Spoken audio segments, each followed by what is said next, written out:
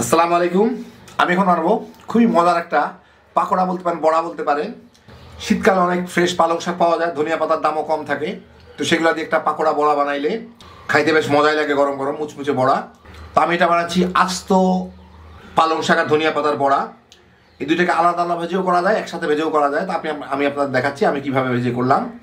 খুব সোজা একটা জিনিস, ঝটপট তৈরি হয়ে যায়। বিকালে কোনো কিছু যদি খাওয়ার জন্য দরকার হয়, মুচমুচে কোনো কিছু, ঝটপট এটা তৈরি করে নিতে পারেন, ভেজে নিতে পারেন। খুব কম সময় লাগে এটা তৈরি করতে।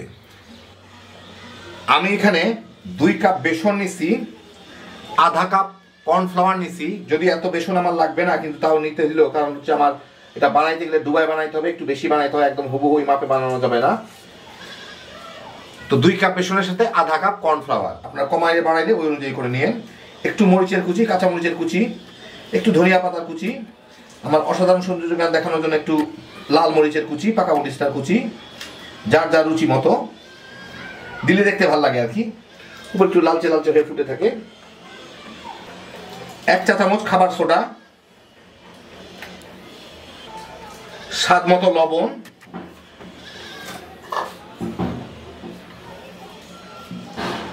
আর পরিমাণ মতো পানি দিয়ে আমি একটু ঘন টাইপের একটা ব্যাটার তৈরি করে নিব। যথেষ্ট ঘন হবে যাতে লেগে থাকে এটার গায়ে। পালং শাক, পুঁই পাতা এর গায়ে সাধারণত ব্যাটারগুলো লেগে থাকতে চায় না, সেই জন্য একটু ঘন করে বানাইলেই ওটা লেগে থাকবে।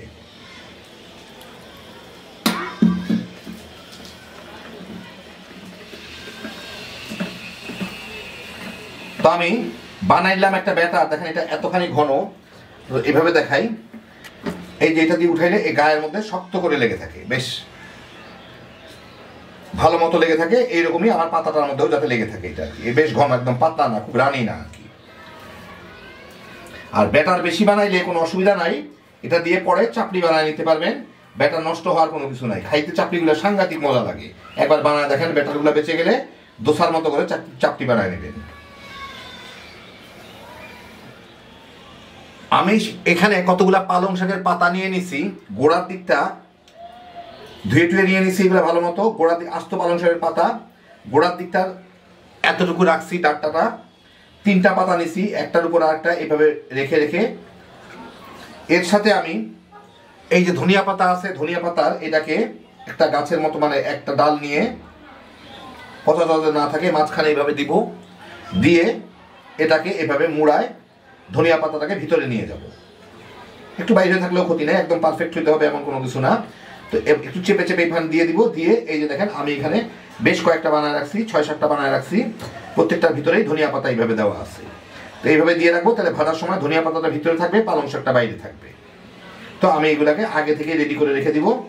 খুলে যাইতে চাইলে আগে থেকে একটু চেপে চুপে দিয়ে দিতে হবে, যাতে মোটামুটি ভাজার সময় বের হয়ে না যায় কিছু। এই যে এটা খুলে যাচ্ছে, একটু ধরে এখান থেকে চেপে এইভাবে লাগা দিলে কতক্ষণ হয়ে গেল, বাস।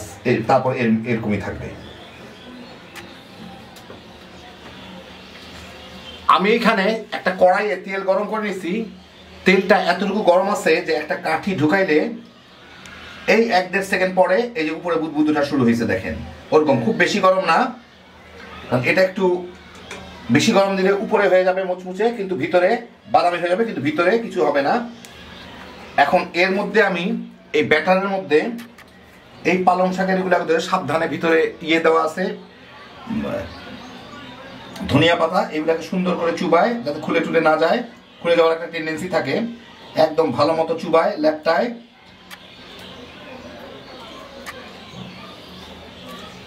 গোড়াটুকু খালি বাদ রেখে এর মধ্যে দিয়ে দিব।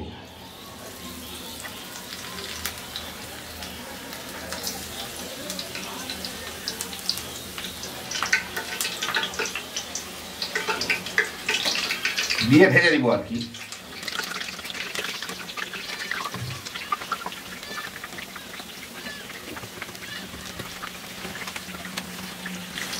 কয়েক সেকেন্ড পরে এটাকে একটু উল্টায় দিতে হবে,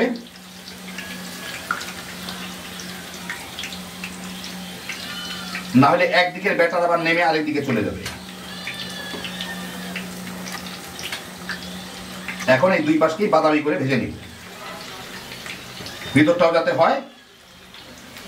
আপনারা জানেন বেগুনি যেভাবে ভাজতে হয় আর কি। এই কয়েক মিনিটের মধ্যে পছন্দ মতো বাদামি করে ভাজা হয়ে গেলে আমি এগুলাকে উঠায় নিব। দুই পাশে পছন্দ মতো বাদামি হয়ে গেছে, উঠায় বাকিগুলাকে ভেজে নিব।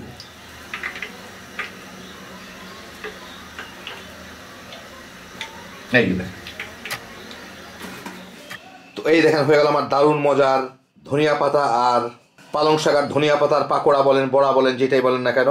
ইচ্ছা করলে পুঁই শাকের ভিতরেও দিয়ে করা যায়, অন্য যে কোনো শাক দিয়ে করতে পারেন, লাউ শাক টাউ শাক যে কোনো পাতা দিয়ে করা যায়। খুব মজার একটা জিনিস, ধনিয়া পাতা থাকার জন্য এর আলাদা একটা ফ্লেভার আসে। এর আগে আমি শুধু পালং শাক দিয়ে করছিলাম, আপনাদের দেখাই দিলাম। এখন আপনার ইচ্ছা করলে ধনিয়া পাতার বদলে অন্য যে কোনো কিছু ভরে করে নিতে পারবেন। ঝটপট তৈরি করে ফেলা যায়, খরচ কোনো নাই প্রায় বলতে পারেন। বাসায় একটু বেসন থাকলে পালং শাকের আর কি বাদাম, আর এখন প্রচুর ফ্রেশ পালং শাক আর ধনিয়া পাতা বাজারে পাওয়া যাচ্ছে। খালি বানাইবেন আর তামা তামা করে বাচ্চা কাচ্চাদের নিয়ে খায় ফেলাইতে পারবেন। যারা শাক খাইতে পছন্দ করে না, গপা গপ এই জিনিসটা খেয়ে ফেলবে। হ্যাপি জোশের একটা আইটেম। আল্লাহ আপনাদের সবাইকে ভালো রাখুন, সুস্থ রাখুন, নিরাপদে রাখুন। ইনশাল্লাহ বেঁচে থাকলে আবার দেখা হবে। আল্লাহ হাফিজ।